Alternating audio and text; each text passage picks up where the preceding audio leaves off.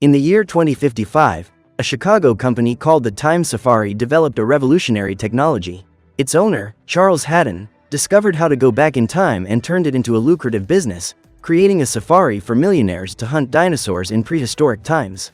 At the moment, his team, led by scientist Travis, is accompanying John and his daughter, Alicia, on another safari into the past. Through a path determined by a hologram, they make their way through the dense forest, until they come across an enormous Allosaurus. The creature advances and John prepares to fire, but Travis tells the group to wait for his command.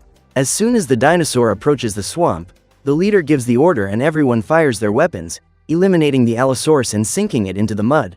Hours later, Charles organizes a party to celebrate the success of yet another time travel excursion, but he doesn't find Travis there. Instead, the scientist is doing research on dinosaurs and other extinct species in the lab, through the time travel program called Tammy. Charles gets angry and tells Travis to go back to the party, as he needs to convince the clients to continue investing in the project. With no choice, the scientist obeys and goes to the guests, but is interrupted by a woman called Sonia, who accuses everyone of committing a crime. She pours a bottle of blood on the guests and says that if the company continues to do time travel, the future of the Earth will be in danger. Charles quickly orders the security guards to take the intruder away, but Travis is intrigued by the situation and decides to find out more. When he meets Sonia, she reveals that she is the creator of the Tammy program, but that for contractual reasons, her name has been removed from the project. In addition to not receiving credit for the invention, the programmer fears that changing the past could cause a time paradox, capable of destroying the world. Despite the concerns, Travis says that the procedure is safe and they only hunt dinosaurs that are in their final moments of life. This way, none of them are eliminated before or after their time, ensuring that the flow of time continues as normal. Despite the explanations, Sonia still considers the procedure to be dangerous, because no time travel is free of failures. As she had feared, at that moment in the laboratory, one of the assistants is carrying a container of nitrogen, but drops it on the floor. He hurries to put it back in the time machine, but without anyone noticing, the substance starts to leak out. The next day, two millionaire friends, Ted and Chris, are tired of their boring lives, until they find out about Time Safari. When they get there, the owner of the company convinces them that they are in for the greatest adventure of their lives and hands them a contract to sign. On reading the clauses, Ted is wary of the risks of this safari, but is convinced by Chris, who doesn't hesitate to sign the document. As they close the deal, Travis is on his way to the company, alongside his cousin, Jenny, one of the operators of the time machine. Once there, Charles introduces them to his new clients, Ted and Chris. After explaining the details of the trip, Travis shows them the equipment they'll be taking, starting with the rifles that fire nitrogen shots, capable of piercing even concrete. Next, the two friends receive injections to prevent possible illnesses, and finally, Travis explains the rules of time travel to them. In short, they can't change the past, so nothing from there can be taken to the present and no animal, apart from dinosaurs, can be hunted. With everything explained, Ted, Chris and the rest of the team put on their costumes and enter the time machine. In a few seconds, everyone is transported through the portal and arrives in a forest thousands of years ago. The group follows the holographic path, but Ted is startled to see an animal among the bushes and tries to shoot it, but his gun doesn't fire. The animal was just a butterfly, and Travis's colleague Marcus warns him that, for safety reasons, the guns are locked until the leader shoots first. After this, the team continues along the path, until they encounter the Allosaurus once again. Travis already knows all the creature's movements and asks everyone to wait until it gets close enough. However, when he tries to fire, his gun remains blocked and everyone on the team is helpless. Ted and Chris flee in desperation and the Allosaurus prepares to attack, but Travis and Jenny try to lure the monster in another direction, while Marcus fixes the rifle. As soon as the gun is repaired, Marcus throws it to Travis, who, with a clear shot to the head, eliminates the dinosaur. Despite the confusion, they manage to eliminate the monster within the time period, preventing the past from being altered. With everything settled, Ted and Chris rejoin the team and they all set off through the portal, back to the present. What they didn't realize was that, on the holographic path, there was a footprint of mud, indicating that one of them had ended up interacting with the past. When they arrive at the office, the clients accuse Charles of putting their lives at risk because of the faulty equipment. They threaten to sue the company, but Charles convinces them that it was all part of the program to give the safari a more realistic look. Travis knows this isn't true and, hours later, he asks Marcus what happened to the guns. After an analysis, he discovers that there was a short in the rifles due to a nitrogen leak, thanks to the accident in the lab the day before. On hearing this, Travis demands that new security measures be taken, but he suspects that this carelessness may have caused changes in the past. The next day, his suspicions are confirmed when the news reports a sudden rise in temperature, causing fish to perish in the town's lake. Things get even stranger when, on his way to work, he comes across several plants undergoing accelerated growth. Even so, Travis believes it's all just a coincidence and goes to the lab, where new clients want to take part in the time safari. Following the procedures, the whole team travels to the past, but they soon realize that something is wrong, as the Allosaurus is still eliminated in the swamp. To make matters worse, the huge volcano in front of them erupts, forcing everyone to run back to the portal. Faced with yet another time travel failure, Travis gathers the whole team and asks the TAMI program what happened. Apparently, it sent them 5 minutes after the correct period in time, but the artificial intelligence claims that its calculations have not been altered. With no answers about the error in the time machine, the government representative, Clay, orders the entire project to be shut down. Fearing that his business will go bankrupt, Charles tries to argue, but Clay stands by his decision to leave the time safari suspended until further notice. Charles despairs and asks Travis to find a way to reverse this. The scientist then remembers Sonia, the real creator of the TAMI program, and goes after her for answers. However, while he was driving a cab to her apartment, the road suddenly collapsed, forcing the vehicle to swerve around the hole. Fortunately, no one was hit by the incident, but Travis realizes that the collapse was caused by huge roots coming up from the earth. There is no doubt that these strange events are connected to the error in the time travel, and Travis rushes to find Sonia. When he arrives at the apartment, he notices that more roots have sprung up and are destroying the building. In addition, several neighbors are forcing Sonia out of the apartment because they believe that the roots came from her huge plant creation. However, the young woman responds by pointing her gun through the door opening and forcing everyone to leave. To avoid being shot, Travis leaves the hotel until he sees a delivery man preparing a package of fertilizer to take to Sonia's apartment. The scientist then seizes the opportunity and disguises himself as the delivery man, managing to get into the young woman's house without revealing his identity. Inside the apartment, Sonia recognizes the scientist, but Travis asks her to calm down and warns her that something has gone wrong with the time travel. She says she is already aware of what has happened and tells the scientist to look out of the window at the consequences. As he does so, Travis sees a gigantic wave pass through the city, and the impact causes the scientist to be thrown backwards. Luckily, he wasn't hurt, but Sonia says that it was a time wave, caused by changes in the past, and more of them will happen, changing all of space and time. Sonia goes on to say that these waves are affecting the evolutionary process, and, if something isn't done, all living beings will be modified into bizarre creatures. Travis then rushes back to the laboratory, but as soon as he opens the door, he finds a woman, devoured by dozens of insects.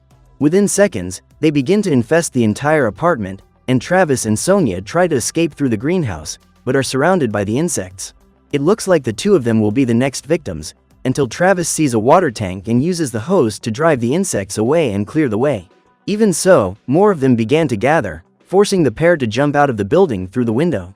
Luckily, a gigantic tree had sprung up thanks to the changes caused by the storm surge, cushioning their fall. Travis and Sonia are fine, but when they look at the city, the whole place has been destroyed by environmental changes. In the midst of this chaotic scenario, the only solution is to return to the past and correct the mistake of the previous trip.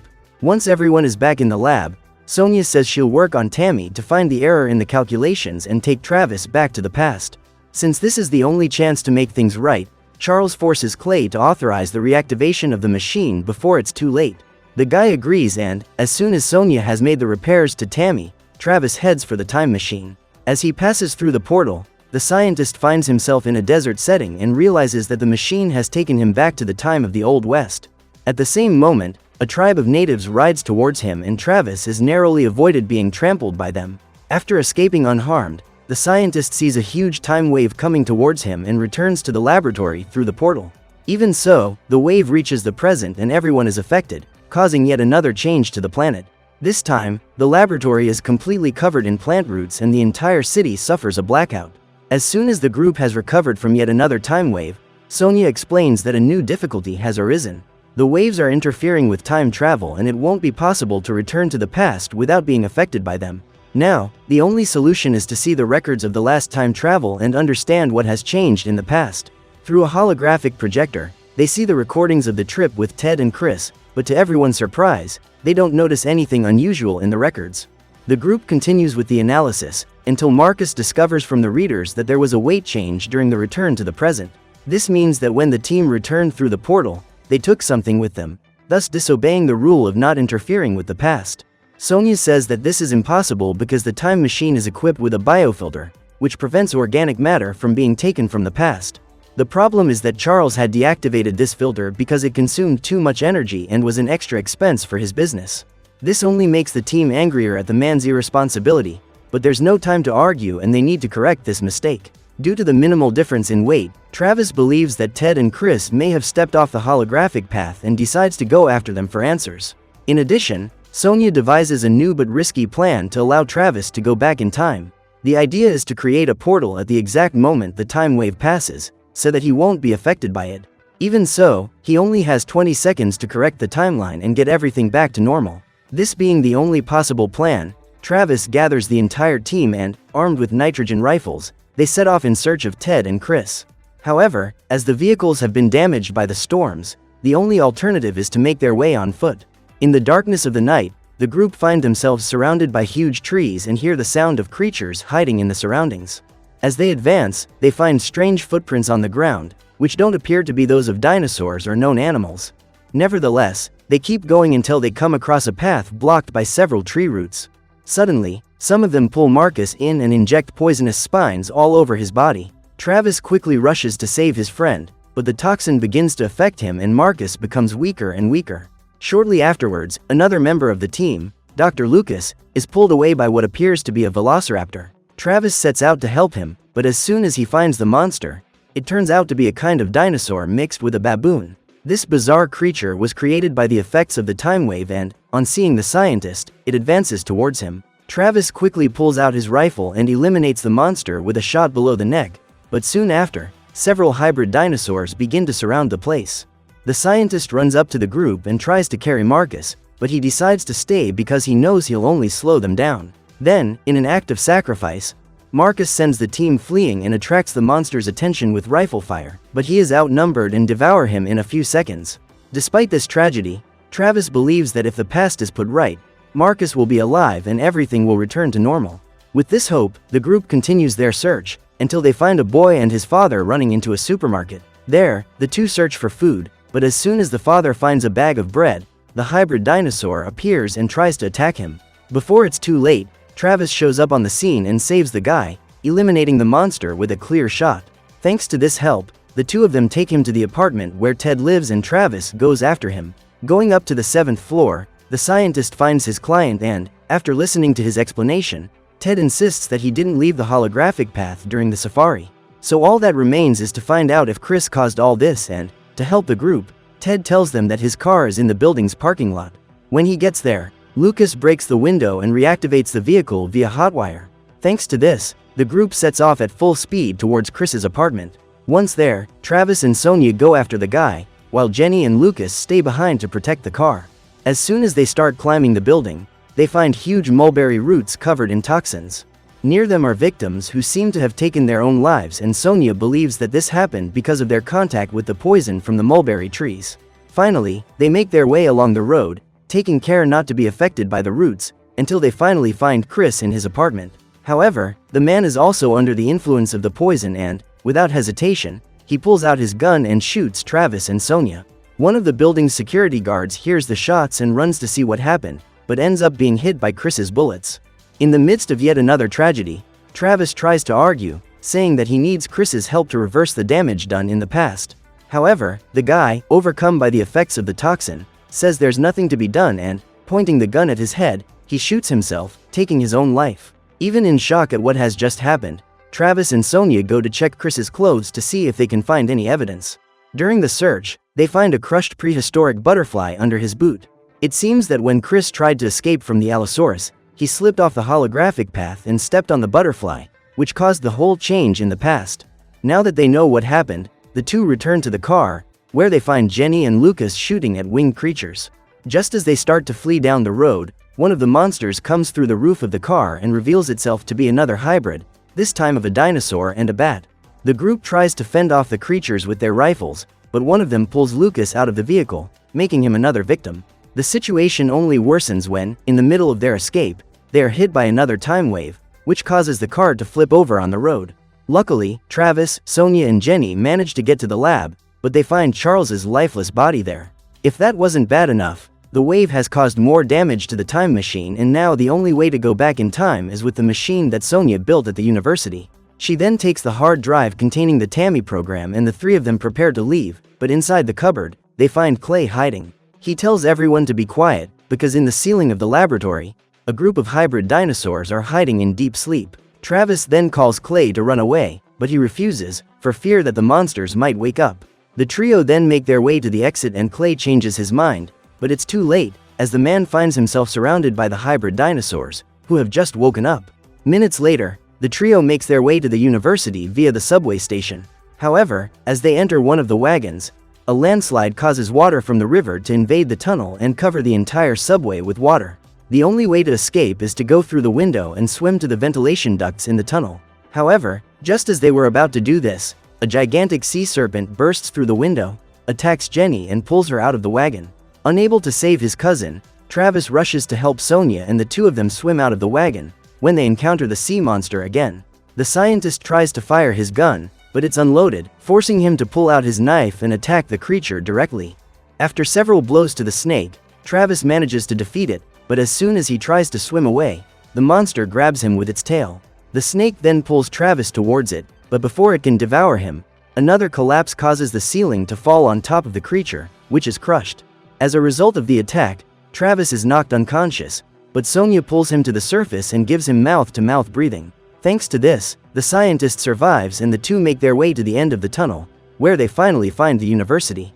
The site appears to be intact, but the pair soon find themselves surrounded by more hybrid dinosaurs, who are advancing towards them. Travis and Sonia run towards the university laboratory and, after locking all the doors, they try to reactivate the proton accelerator. Sonia then installs the hard drive inside the device, converting it into a time machine, controlled by Tammy. She then begins to program the machine to create a new portal, but has to hurry because a new time wave is approaching. Travis puts on the protective suits, and, as soon as he enters the machine, Sonia activates it, allowing him to cross the portal without being hit by the wave.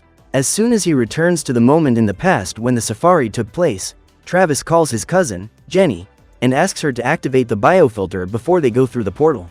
What's more, he asks Jenny to record everything on a video file and to give it to his version of the past. Although confused, the young woman obeys the command, and, before leaving, Travis from the future sees the moment when Chris is about to step on the butterfly.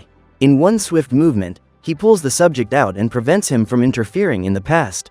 Thanks to this, the past has been corrected and the apocalyptic reality no longer exists, causing the Travis of the future to disappear. Then, just as happened on the previous trip, Travis from the present defeats the Allosaurus and the whole team is safe. As for Jenny, she records the entire video recording, activates the biofilter, and everyone returns safely through the portal. Soon after, the young woman calls Travis and gives him the recording, saying that the future depends on it. Upon inspecting the video at home, the scientist discovers the whole truth about the risks of the machine and Charles's carelessness in deactivating the biofilter just to save money. This evidence is enough to put an end to Time Safari, and, even at the risk of his job, he decides to reveal everything to Sonia. As soon as he finds her in her apartment and tells her the whole truth, the young woman is surprised by the gesture and invites him for coffee. Certain that the world is now safe, Travis accepts the invitation and takes the opportunity to get to know the young programmer better. So what did you think of this movie? Leave it in the comments below. And if you liked the video, like and subscribe for more movie recaps. See you next time.